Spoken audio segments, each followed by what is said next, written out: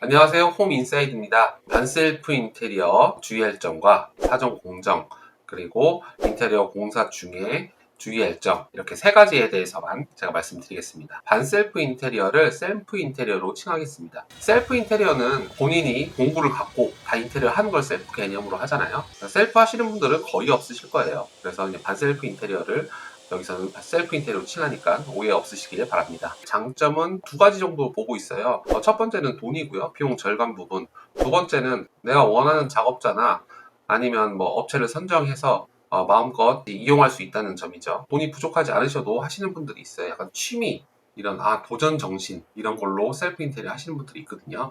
그럼 셀프 인테리어 하면 비용이 얼마나 절감되느냐 궁금하실 거예요. 인테리어 업체 역할을 소비자인 내가 집주인이 하는 거잖아요. 그럼 인테리어 업체의 마진이 절감될 거 아닙니까? 근데 그 마진이 생각보다 요즘에 그렇게 크지가 않습니다. 한 15% 정도 보거든요. 5천만 원 하면 750만 원 정도 보고 있습니다. 현실은 또 그렇지가 않습니다. 인테리어 업체가 그냥 가만히 서서 인테리어만 진행하는 게 아니잖아요. 자재를 양중하기도 하고 현장 청소도 하시고 이렇게 해서 인건비 받으시는 거예요. 이걸 이제 집주인분들이 하시면서 돈은 비용을 절약하는 겁니다. 제가 봤을 때는 750만 원이라고 하면 셀프 인테리어를 성공하신다.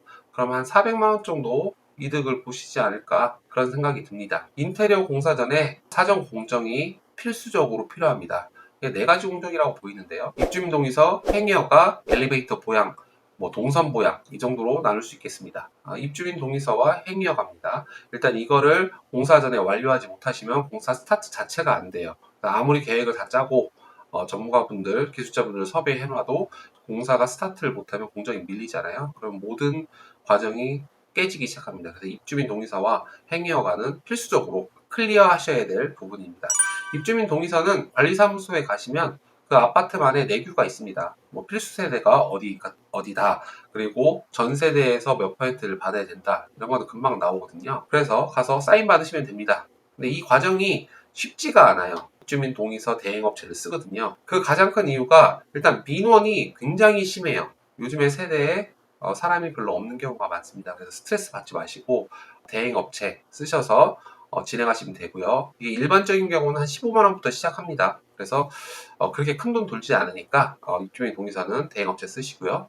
그리고 제가 업체 하나 추천드리면 입주민 동의서 최초로 스타트한 업체고 지금 대한민국 인테리어 서포트 넘버원 기업인 준비된 사람들 페어피스 이용하시면 됩니다. 행위허가가 있다고 하면 행위허가도 동시에 진행하는 가격이 더 저렴합니다. 발코니 확장, 구조 변경 이런 게 있을 때는 구청의 행위허가를 받으셔야 돼요. 그래서 받으면 행위허가 필증이 나오거든요. 그래서 이거대로 공사를 하셔야 됩니다. 공사 스타트 전에 무조건 행위허가를 받으셔야 된다. 이것도 대행업체를 아까 말씀드린 준비된 사람들을 쓰시면 됩니다. 최소 3주 전. 안정적인 게 좋잖아요. 2주 전에 너무 빡빡하거든요.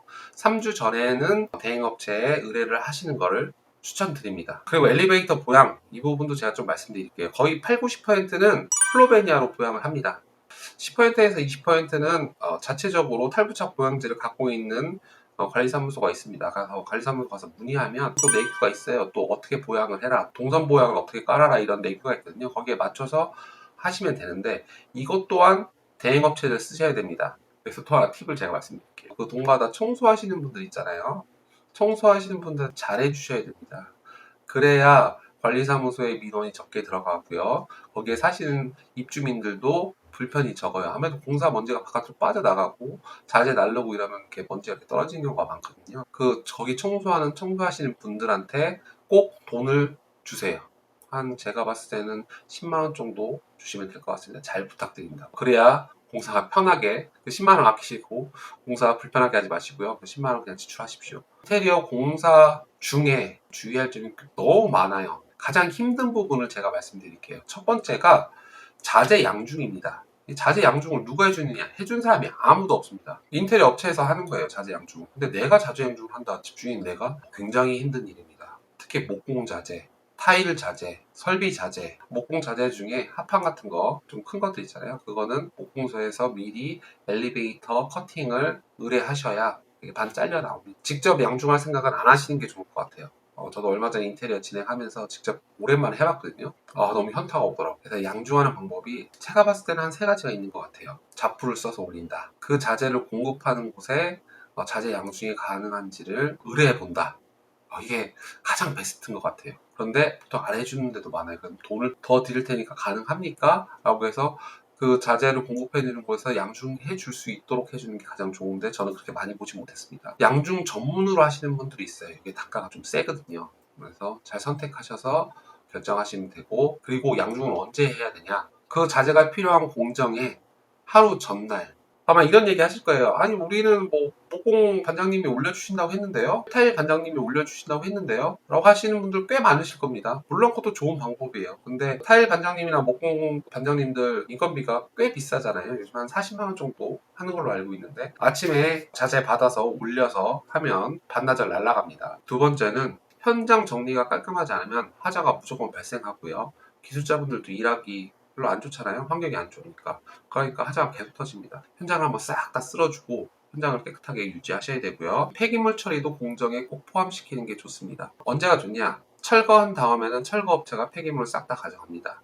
샤시도 마찬가지죠. 샤시 시공하기 전에 샤시 업체가 기존 샤시 철거하고 그 다음에 시공해 주십니다. 목공이 크다면 목공 중간에 한번 빼는 게 좋고요. 아니면 목공 끝나고 그 다음에 설비 끝나고, 설비했는데 타일 별로 안 나왔다. 그럼 타일 끝나고 무조건 빼셔야 됩니다. 바닥재 시공하기 전에 있잖아요. 그 전날에 오후에 무조건 폐기물을 처리하셔야 돼요.